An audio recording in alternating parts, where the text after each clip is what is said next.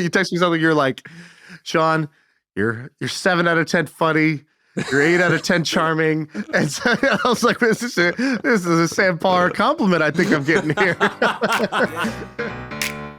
I feel like I can rule the world. I know I could be what I want to. I put my all in it like no days off. On the road, let's try. I'm back. You know, when Michael Jordan came back to the league, he just faxed in a 1-pager with just those words on it. I'm back. We have a lot in common, him and I.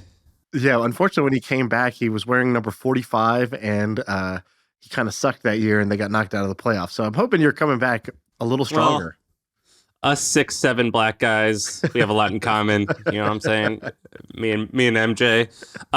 Did you miss me? It felt like a long time for me. I don't think it felt like a long time for you because you were pretty prolific. You kind of had a couple hits. I did so many podcasts in the last 3 weeks. I definitely missed you because that was a lot of content. I don't know why I did that. What I should have done in retrospect was say, okay, Sam's out. Let's not force the issue. When he comes back, we'll come back strong. Instead, I overcompensated when you were out. And I was like, no, I am going to create all the content the world needs tonight. And that's what I tried to do.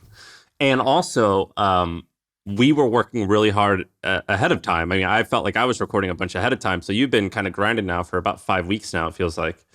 Yeah, the funny thing is we thought you were going to be out this month. So we have all these guest hosts planned for this month that your baby came early. And so now we have like a full month of guests coming up. I can go away again. But you did great. We'll talk about some of the stuff I was doing, but you were doing great. So the Sarah Moore podcast was phenomenal. That woman is a superstar. You did a very good job of getting some good stuff out of her.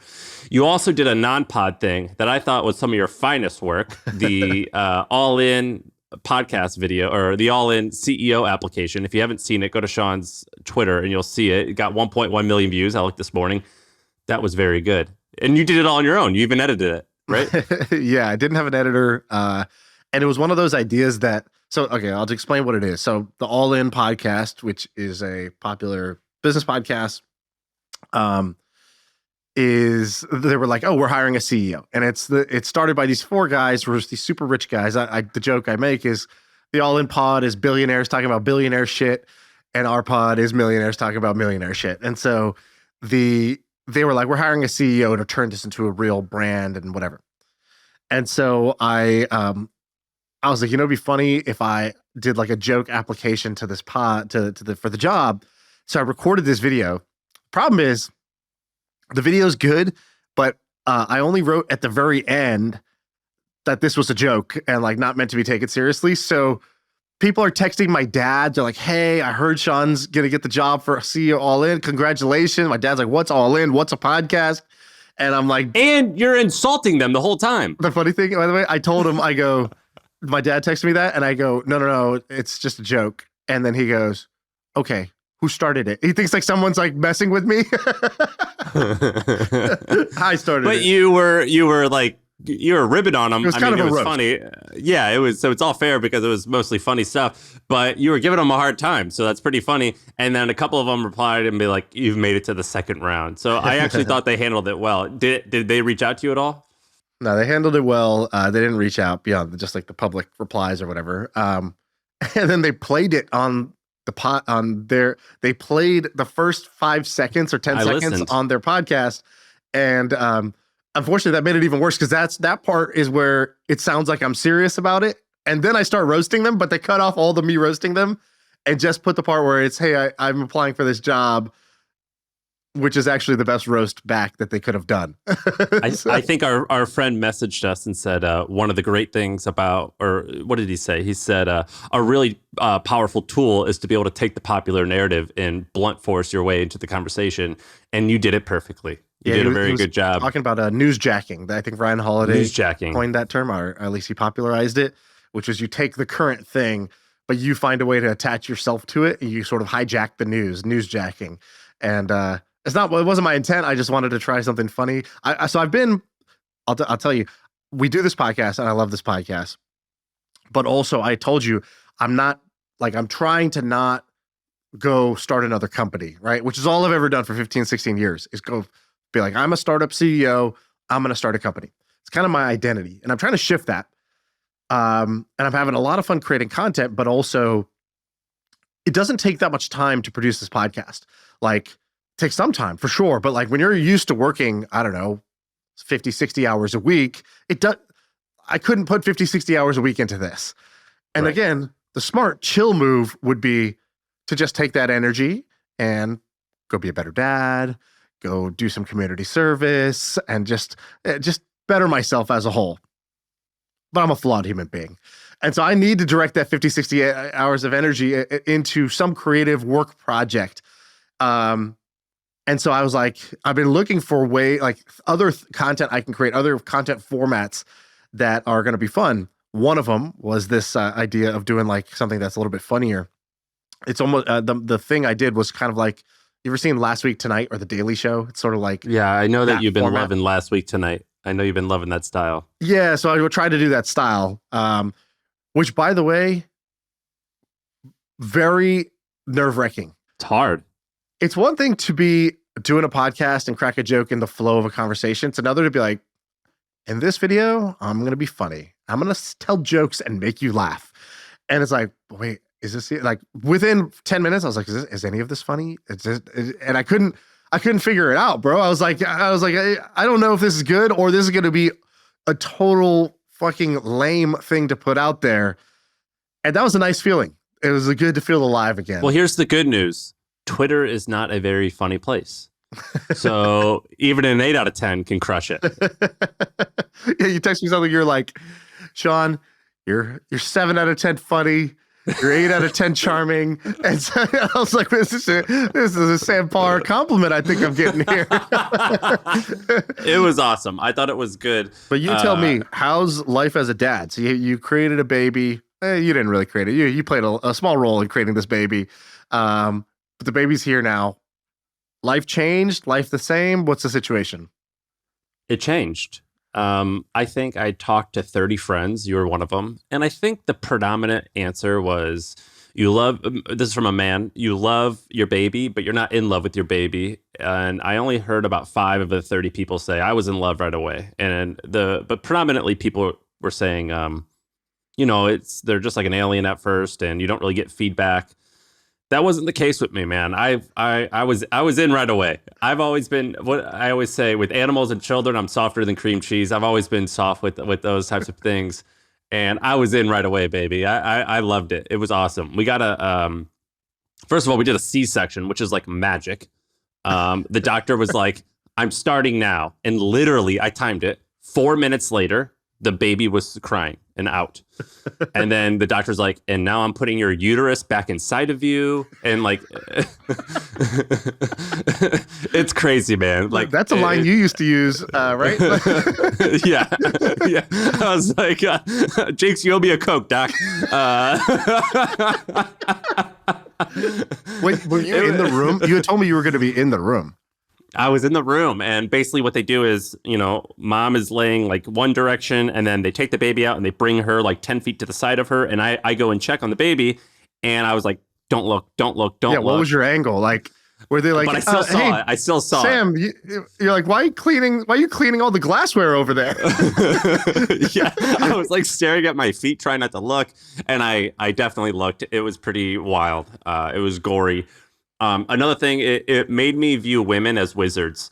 The fact that they could like have this being growing inside of them and then it like is out. It's just like, it gave me like almost a spiritual respect for my wife. It was, that was pretty magical. So it's almost like you view her as a partner and also as like a sex thing. Like, like she's sexualized to you. After this, I'm like, you're a god. Like there is, you know what I mean? Like, I can't imagine, like, you are not like just beautiful to me. You are like this like spiritual being. So like the immense amount of respect. Another thing that happened, I remember thinking, the week I went in, or the week we had the baby, I think the stock market was like dying or something. I barely looked, but I remember thinking like, the volume of love that I had for this new baby was so loud that every other problem was just silent. I just didn't care nearly as much. And so that was like a pretty breathtaking thing to have. Did you experience that? Some of those things you just described. So I would say the first 6 weeks after watching my wife give birth was like, I was like, can I refill that for you? What do you need? And let's just sit down and talk about your needs for a little bit. Like, how can I, the peasant pleb that I am compared to you, just make your life 1 ounce easier? And it lasted like only 6 weeks, I gotta say. I reverted back to my normal self after that. But like for 6 weeks, the visceral feeling of watching that happen was it made me just be like, okay, you're a miracle, and I'm here to ease your life in any way that I can, because you just did the hardest thing I've ever seen. Like, I don't know what a C-section is like, but like, my wife was doing all the pushing and all that stuff, and it's just like a primal experience, no epidural, all that crap. And so after that, I was definitely like like you're saying, just in awe. And you see, like a lot of people ask me when we got married, they're like, "Oh, you're married now. Is life, is it different with you guys?" And I was like, "No, we've been living together for 3 years. Like, literally nothing changed." And then, but the time something did change was after the baby, and not even because of the baby, more how I saw her just changed. I saw her perform, an act of God. And so that was cool. So definitely felt that. Didn't feel the instant attachment, but that's cool that you did. Did you do like skin to skin and all that? Was it like, oh yeah. Is it like a pheromone thing? Or like, tell me, is it chemical or was it philosophical? Like, did you think it, or did it just like feel like were there just the chemicals in your brain going off? What was it? I haven't worn a shirt in 2 weeks. I basically for me, it was. That's not what they mean when they say grocery store. Yeah, I went and bought a bunch of beaters. I've only been wearing beaters basically for easy access. I did it just to keep the kid warm. I mean, I do it just to keep her warm, and it feels nice touching her skin. It's just like, I just like touching her. Men are a little bit different, I've noticed. I watch a video on Instagram. It's like, I'm just like playing with her face and like just like rubbing her cheeks and like rubbing her chest and rubbing her back. I just like touching her. It just makes me feel good to touch her, and I think it keeps her warm. Yeah. You also said something like it makes the other problems seem small. That's definitely true, right? Because everything's relative in life. Like, isn't it crazy? Like, I saw a video the other day on TikTok. Made me so sad. It was this video. It wasn't meant to be a sad video. It was like, these YouTubers that vlog their life. It was a guy vlogging his day, except he was in Peru and they lived in a hut with like dirt floor. And his 2 kids, it was like he wakes up at 5 a.m. He does his morning routine, which is he does push-ups. He was basically doing like Andrew Huberman, but like, the real shit. Like he's doing push-ups on the dirt floor. He's outside in nature because his home is partially in nature. And his kids were these 2 small kids, maybe like 3 and 5 years old. And they were like just warming themselves up with like the hot water in the morning. And then they were doing their schoolwork on the like cot that they were living on. I'll play this video. It was sad and it's like heartwarming at the same time. It's this weird thing. And especially, like my daughter's the same age as the kid in the video. And so like you just see the difference in quality of life, and it's kind of stunning. And it's not the first time, right? Like I lived in Indonesia. My family's from India. Like I've seen poverty before, but every time you see it, it's like, just like puts it back in the front of your brain rather than the back of your brain. Yeah, but was the guy happy? He was super happy, and that's what he was happy. He was as happy as I am. And I'm like, this is like some obviously like college wisdom, but like it really is just, we acclimate to whatever our circumstances are, and we have this sort of like a baseline normal, but it is also, everything is relative. And so it's relative to your expectations, it's relative to your neighbors, and it's relative to what you know and what you felt. And so for him, whatever was happening that day would spike him up towards, peak happiness. And if something went wrong, it would go a little bit below. And so like, but the absolute should have been, if you just look objectively, if an alien was watching, they would say, certainly this person is at least 10 times happier on an absolute basis. And it's like, no, not at all. We're actually probably exactly the same on an absolute basis. But one thing that does happen is if you have, a kid, like your quote unquote problems from before are no longer problems. Or like, your kid has a runny nose and a cough, and all of a sudden, who cares what's happening in Slack or whatever else. And I think that's one of the many blessings that kids will give you. The other, which you haven't experienced yet probably, is when you are talking, like when a kid is little, like maybe let's say a year and a half years old, you're showing them things and you're like, look, like, oh my God, the water is dripping. Or like, look at this. I can take this eraser and I can erase the words. It's gone. It's magic. And like in trying to make the kid like see the magic in the everyday things, like you obviously are also there for the ride. And so you slow down and start to like, even when you're kind of faking it for the kid, you are feeling the same wonder about all the little things. And that's like the other huge thing that kids, I think, do for you. I'm excited for that. Another thing that I don't think people discussed enough, and I think it's probably because I hang out with a bunch of Peter Pans. So like most of my friends are between 30 and 40, have like some type of financial success and just like go to Spain when they want, are single. Can pronounce Ibiza. Yeah. Like a lot of my friends are like kind of selfish, you know, not that that's wrong, but what wasn't discussed with me ahead of time was I feel like a fucking man. I feel so masculine having a kid. Like I feel like it's the final piece of the puzzle and that I can continue putting the pieces together, but I have all of the pieces now. I didn't realize how masculine it would make me feel. I think I read somewhere that someone defined masculinity as producing excess resources to make sure that your tribe has what they need. And I was like, I get it. I know. By the way, another. I think that's the definition of masculinity is looking up and defining the word masculinity to like put some words to this. That's the most masculine thing I could think of. Hey, I am what I am. And then I remember thinking how hormonal. I remember 2 nights after, or the first night home, I remember I just heard someone walking outside or something, just in the street, and I just like bolted up, and I was like ready to roll. And then it's also crazy how the woman, I was like, in the doctor, I'm like, so when is she gonna start making milk? And like she didn't have it like 2 hours ago, and they're like, oh, she's probably ready to roll like right now. And I was like, so you're telling me that you didn't have it, and then like an hour later you do? Like, and they're like, yeah, your body just knows.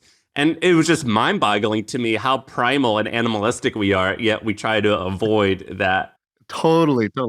It's miraculous. Is that not crazy to you? Like where? I was like, you guys, where's the threshold? Like, does she have to like do push-ups? What do we got to do to like get this flowing?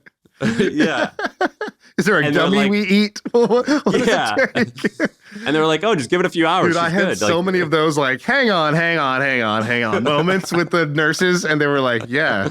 So I was like this happened also during the delivery. I was like, okay. And they were like, yeah, you can like walk around. Like you know, you could deliver the baby standing up. You could be on all fours. I was like, on all fours? What are we talking about here?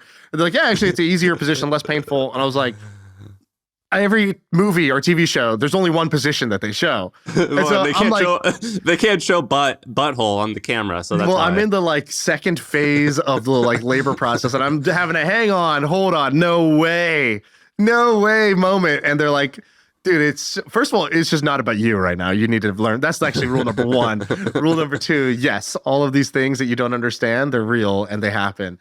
Yeah, so that was crazy. And then maybe I'll say the last thing. I don't know how this has impacted your career, but let's talk about money for a minute. I have a feeling this is going to make me significantly better in my career because I think my hours will be more focused. I also think that as she grows, I'm going to want to show like consistency. So like a normal 9 to 5 or it just to make an example of like, look, I'm here to provide. I commit to what I say. I show up and get through things. I think it's going to actually make me more successful, even if I have less hours. Do you think that's going to be true? I think it's true because you're telling yourself that. Yeah. Like, you know, my grand theory of life is that our brain is basically a giant labeling machine. And that my view of the world is that it's like a box is coming on the conveyor belt. That's just things happening in life. And then our brain puts the label on it and says, this means this. Oh, this guy drove in front of me. This means he's an asshole and he cut me off. Or like, this means like something else completely. I could just completely make up a different definition. I could be focusing on the plants instead of that. And so our brain is this labeling machine, and that's what defines everything that happens in our life. And I think that for you, you're saying, you know what this baby means in my life? It means that now I'm going to be more mature. I'm going to be wiser. I'm going to be more focused. I'm going to show her work ethic. I'm going to want to, be less erratic. I'm going to actually like zen out or sort of chill out and be a stable rock type figure. So then you're going to do exactly that. It's a self-fulfilling thing, right? Like So yeah, I do think it will be that for you. But I don't think it's because of the baby. I think that's because you're putting a really strong, empowering meaning on the baby. You did this, by the way, we should talk about, and I'm so sorry to hear about Sid, your dog, but I read your blog post and you said kind of a similar thing. Can you talk about that? Like you basically said like you were kind of in the F-boy mode. You get this dog. So if you follow me on social media, you'll know I've got this huge dog, or I had this huge dog. I've had him for 15 years almost. And he was my best friend. I love this animal. And basically, when he was 3, maybe or 2 years old, I got a DUI, and I spent 24 hours in jail. And I came home, and he went to the bathroom in the house, and I was so upset. I'm like, oh my God, this dog didn't know I was going to come home. What if I was there for 3 days? This was miserable. I got to get my shit together. I have a responsibility. And so that was a turning point. I was like, I have this responsibility. I have to take care of him. And it changed my life. And I remember thinking like, it felt good. It felt good to care about something. And some people, I guess I could say this now that I have kids, but people were insulted when I would say, I was like, yeah, having a dog, it's kind of like 5% of having a kid. And people were like, what? How dare you? And I'm like, now that I have a kid, I'm like, yeah, it was like 5%, where like I had a thing that I cared for. The animal was obviously inherently probably less valuable, but also like less work. But I had this like inherent, I care for you, and I wanna make sure you have what you need, and that definitely changed me for the better. Leading up to the baby being born, I knew Sid was gonna die soon. I even wrote like a fake obituary for him before he died, so I can like enjoy my last 6 months with him. And my wife and I were like, we got to get him to the birth. We got to do this. We need to just take this one picture, and we need to just to complete the picture, or I needed to, of like going from like moron, idiot, fuckboy to like a family man. And I've got my act together. I was like, I needed to see that. You said something great. You said, dogs for guys in their early 20s are like a special thing. Specifically, what did you mean by that? Dog in your early 20s, because when men in their early 20s, when you're 21, you're no longer a kid, so you have more responsibility, and you are you don't get a pass for doing dumb things, but you're still a dumb person. And oftentimes that means that you're going to grow, and when you grow, the friends that you have at 21 a lot of times aren't the same friends that you have at 31. But your dog in your 20s is the only one that has been there the whole time, and they've been giving you loyalty and love unconditionally.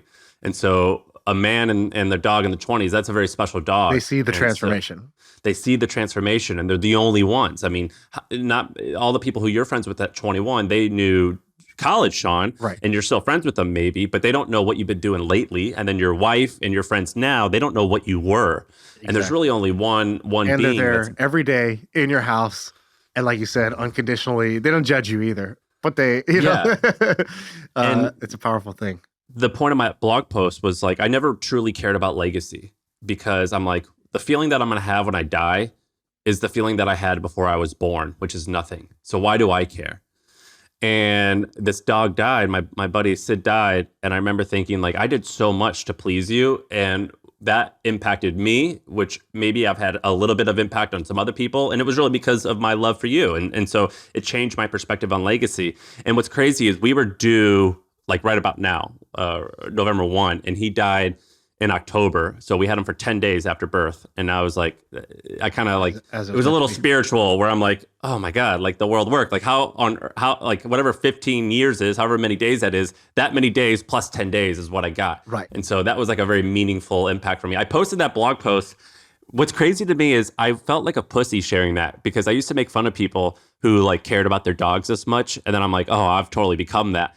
If you ever, I mean, it might be too raw for you at the moment, but there's a great, there's a guy who runs, or like is the main host of Sports Center, Scott Van Pelt, and he did a tribute to his dog when his dog passed on air on Sports Center for like 3 minutes. He just talked, and you know, definitely gonna cry, you know, when you watch that, and you know, that feeling is, I don't know anybody who has a dog that doesn't love their dog. I don't know anybody who loves their dog that wouldn't feel that way. So, you know, it is completely reasonable. It was the first time I've cried in probably 13 years. And I was like, oh my God. Like, so it was pretty wild. But I'm happy it worked out. And I have one bone to pick with you. I wish you would have told me to have a kid sooner. I wish you would have told me, because you're always been like Mr. Cool Guy, where you withhold a little bit of emotion where you don't want to express how wonderful it is. And well, maybe you just don't feel that way, but I don't think that's true. But like within days of having her, I remember thinking there was no reason for me not to do this 4 years sooner, because then I will have 4 years left. Because if I die at the same age, I would have had 4 additional years. I wish you would have told me to do it sooner. I wish that's one of my only regret. And not a lot of people talk about that. They always say, "Oh, wait, you've got time." Man, it's pretty awesome. I wish I would have done it sooner. Yeah, I think I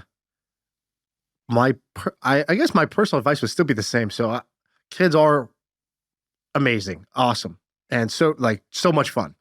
The fun gets baked into your day. You don't have to like go do anything. Like what you don't realize when you're in your like 20s or 30s or you're single or whatever is like you have to basically chase fun. It's like, I'm going to fucking Coachella, and then I'm going to this thing. I'm gonna go hang out over here, and then I'm gonna learn this new skill, and I'm gonna do all these things. And you look at people with kids, and you're like, suckers trapped in jail with their kids.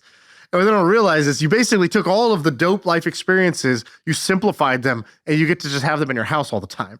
And like that's actually what's happening to those people you think are trapped with their kids. But like the people and their kids, you don't want to be that obnoxious, condescending person with kids. It's just like my brother-in-law said this once, and he's like, the only real person that like we could talk real with each other.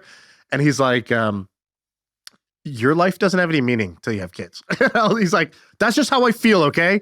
He's like, I know I'm not supposed to say that. I know that's I'm gonna gatekeep from now on. When people say something like, "Oh, you don't know any better. Wait till you have kids. You don't know." He said that not to me, but he was like, we were talking about somebody else. He's like, they just don't realize it, and they're gonna keep talking themselves into how, blah blah, like how their life is so awesome without kids. He's like, but my life. He's talking for himself. He's like, I didn't have any meaning until this, and now I have, my cup is full. The other thing I would say though is that the 4 years you're talking about, like it is a one-way door, to use the Jeff Bezos decision-making framework. Once you have a kid, you can't unhave the kid really. And so you're gonna like your freedoms have changed fundamentally from this point forward. And so I think that the freedoms you have, like, that age 26 to 31 or whatever, are pretty valuable. You should have them while you're there. And then go walk through that one-way door, and now you have a different set of joys, but you do have a different degree of freedom. I think that's much more important than like worrying about these like kind of my ages 76 to 80. Glad I had those 4 extra years. I don't think life actually works like that. I think it's good you had the freedom to do all the things you did and become the person you became. It happened at the right time for you. I think you settled down. Yeah. But it's been 4 years ago, what were you doing? You're living on 6th Street in San Francisco. You're stressed out. I was learning the difference between meth, crack, and heroin, and like the different ways in which you put it in your body, walking around Soma. You're having a DARE class without the DARE officer in Soma, San Francisco. And you're stressed out building your company. You're making $37,000 a year. I don't think that was the right time to have the kid. I think my advice was good to say, wait. By the way, I know that I understand this perspective of why people don't do it. I totally get it. A night nurse is a cheat code. Everyone keeps telling me. So those who don't know, a night nurse, it's basically this lady who is in this other room with the baby. When the baby cries every 3 hours, she goes and wakes up mom and says, all right, heifer, it's time to feed. All right, cow. Like that's my wife was basically a cow for 3 months. And she's like, hey, whip the boob out. You're good to go. And I sleep in a separate room. And my sleep has been awesome. Women, I don't know if it's my wife, but I feel like a lot of women, they go through the waking up every 3 hours and they still have a pretty good day the next day. Maybe they're just running on adrenaline. But for me, I cannot wake up every 3 hours and still be a functioning human being the next day. You need a night nurse too. I need a night nurse. I want someone to swaddle me. I would love to get swaddled. Dude, I still sleep with my wife's pregnancy pillow because I'm like, this is incredible. This is the level of comfort that was available to me. Like, why is this only for pregnant women? Justice for non-pregnant women. My knees haven't touched in bed for like the last 9 months. Like, exactly. Dude, knees should not be touching when you sleep. Did I send you that one pregnancy pillow, the Swedish one? Somebody sent this to me, and I was like, a Swedish pregnancy pillow. Can I just get one off Amazon? And they're like, brother, just shut up and trust me. And I did. I ordered this thing. It took like a week and a half to arrive. And boy, has it arrived in my life. You know, my daughter's 4 now. That's 4 years I've been sleeping with this pillow. I bought 2. It's incredible. Hey, I've been wearing nipple guards when I go running. So like, hey, I'm all about all the different pregnancy stuff. But yeah, it's been awesome. I'm going to try and not be that guy that posts all this stuff on social media, but I might be. You don't post your children, do you? Well, I don't even use Instagram and stuff, so I don't really. But is it a rule that you don't do it? No. You haven't gotten around to it. I don't like to post that type of stuff. I post like I'll tweet random thoughts or I'll do a podcast. That's like what I like to put thoughts out there, not necessarily like life pictures. Well, I'm gonna try also not to be that guy, but we'll see if I can keep up with that. All right. Well, this is the catch-up episode. We'll just go ahead and publish this, even though it's totally different than a normal episode. It's us reconnecting, rebonding. We needed a little skin to skin after what was only 2 weeks that apart. top, bro. Let me put my cheek. Let me put my cheek to your chest, man. Warm my cheeks. All right, that's the pod. I feel like I can rule the world. I know I could be what I want to. I put my all in it like no days off. On the road, let's travel, never looking back.